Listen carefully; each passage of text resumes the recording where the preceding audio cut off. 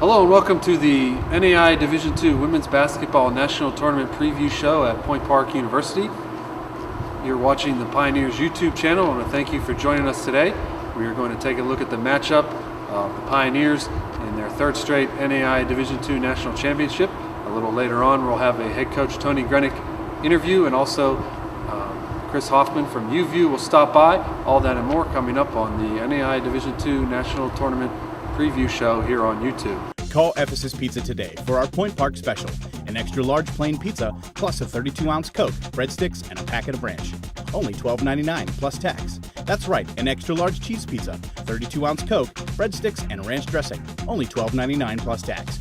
Or you can ask for other college specials. Visit Ephesus Pizza online at ephesuspizza.com or come into our new downtown location at 219 4th Avenue next to PPG. Call 412-552-9020. Ephesus Pizza.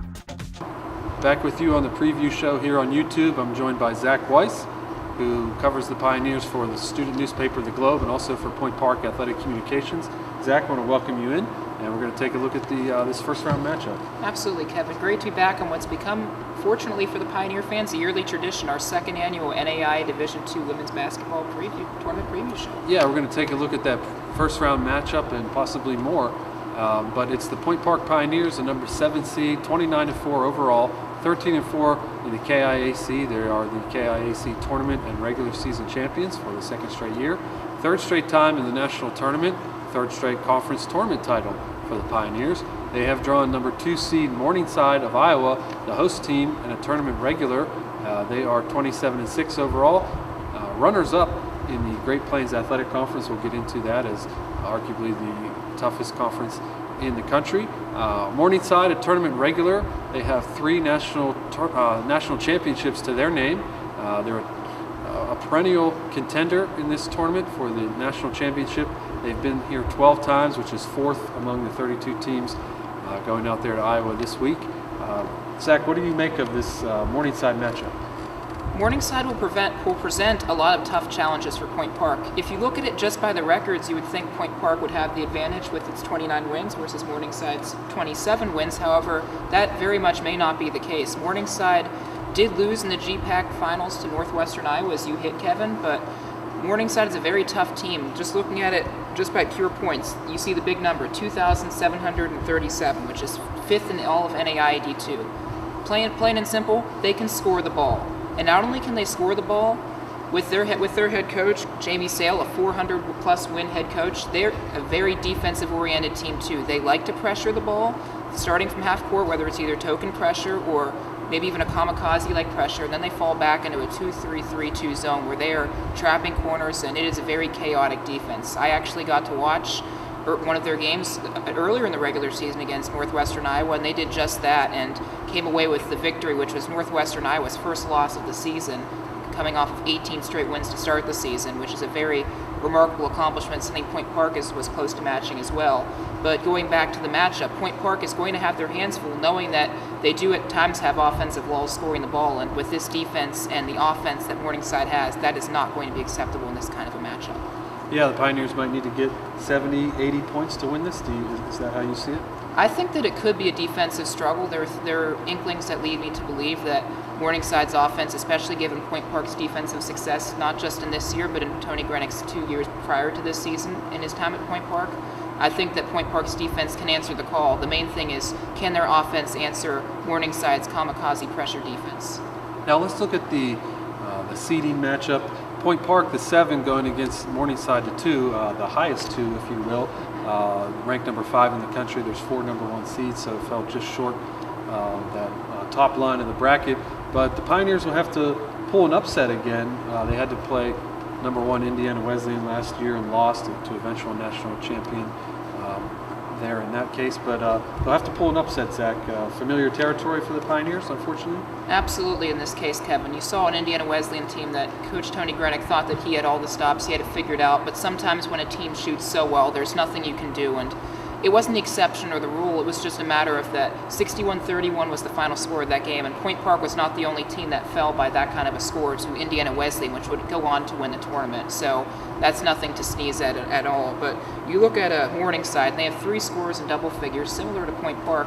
One of them in Leanne Ostin, who has 12.6 points per game and is a 1,000-point scorer in this her junior season, 108 assists as well, and she is 6th in steals in the NAIA with her 97. She teams up with an Ashley Mule and Alexi Ackerman. Those 3 are really their main offensive stalwarts when you look at it, and Mule, their big player, might cause some matchup problems for Sam Weir or Carly Forrest down the road.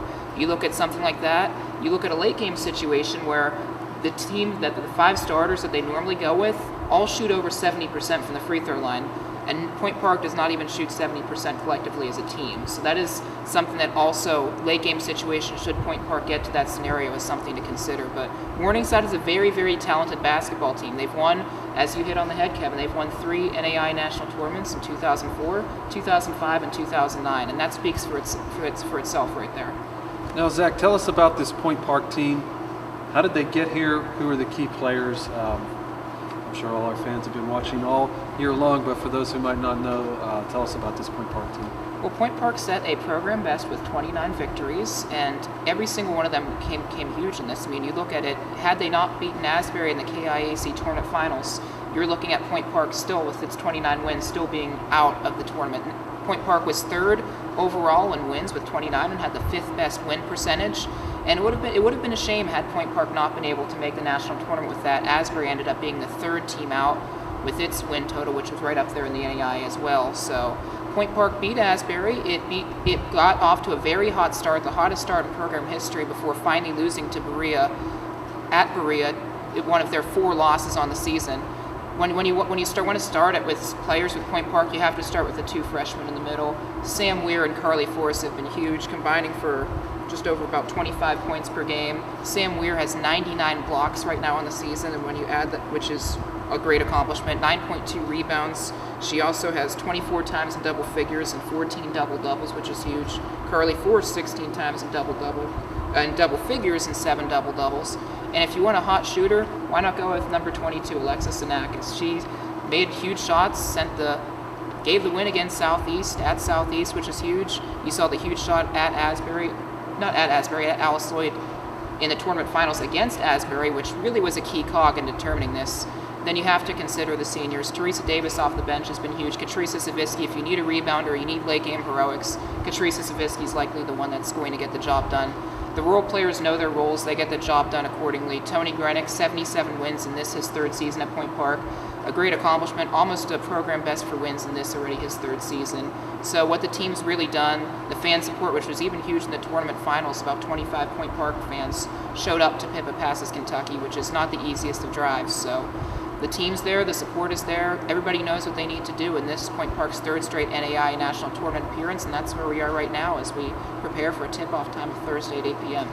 And in your mind, Zach, what do the Pioneers need to do? Do they need to feed Force and Weir, get some shots to fall from the outside and play some defense? It sounds good whenever you add it all up. Is it that easy, or what do the Pioneers need to do? Against Morningside, it's not going to be that easy. As we touched on at the top, Kevin, Morningside runs a very pressure defense, and frankly, while Force and Weir normally are the weapons, in this case you have to take what the defense gives you, and that a lot of times that might just be a jump shot. And we saw that Point Park had their struggles handling the jump shots against Asbury in that KIC tournament game, but the main thing is keep it simple. You have to keep Force and Weir out of foul trouble. That was an issue that occurred in the first half of the KIC tournament final against Asbury, and you saw the Point Park was a -10 at the half. So those two need to stay out of foul trouble, and frankly, everybody needs to fill their role in order to have a chance against Morningside, because Morningside's a very talented team.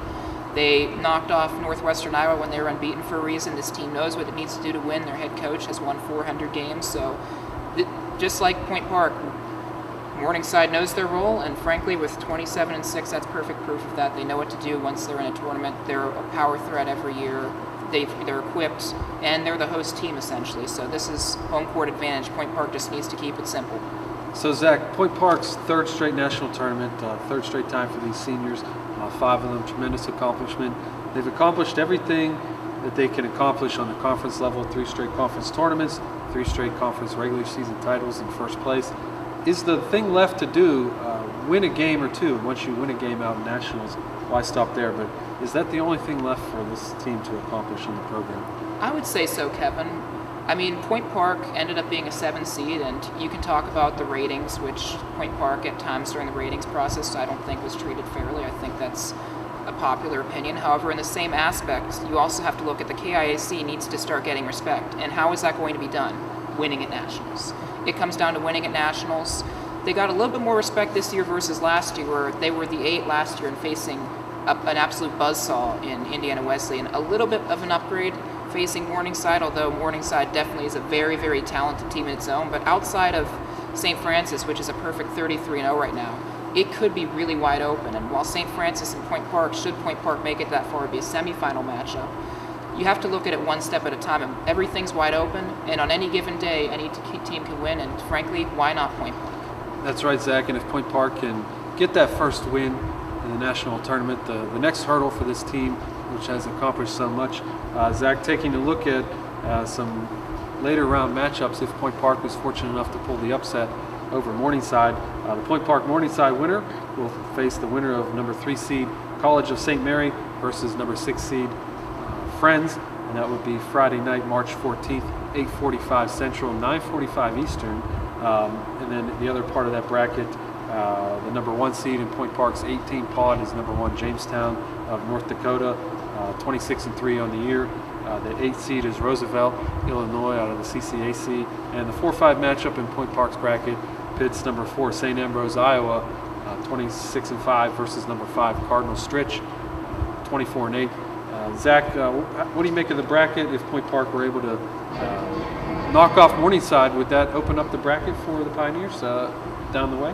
There's no reprieve. Every single game is very tough. Every single team that's in the tournament is a very formidable opponent. You look at College of St. Mary's, you see a powerhouse in College of the Ozarks, which they beat twice. They beat number 22 Oklahoma Wesleyan University in their conference tournament to get this 3 seed.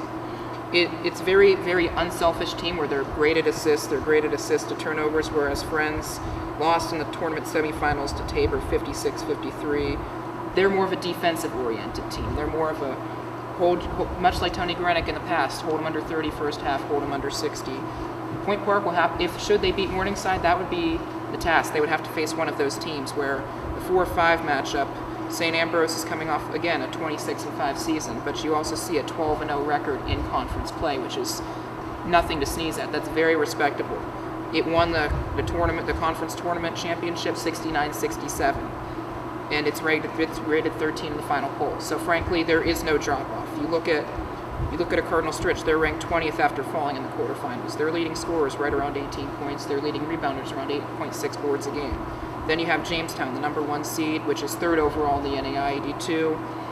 They don't necessarily wow you looking at statistics, but what they do well is they outscore you. They outscore their opponents by 20.6 points per game, which is 5th in NAIA DII and is 6th in turnover margin, scoring offense, and again, assist-to-turnover ratio.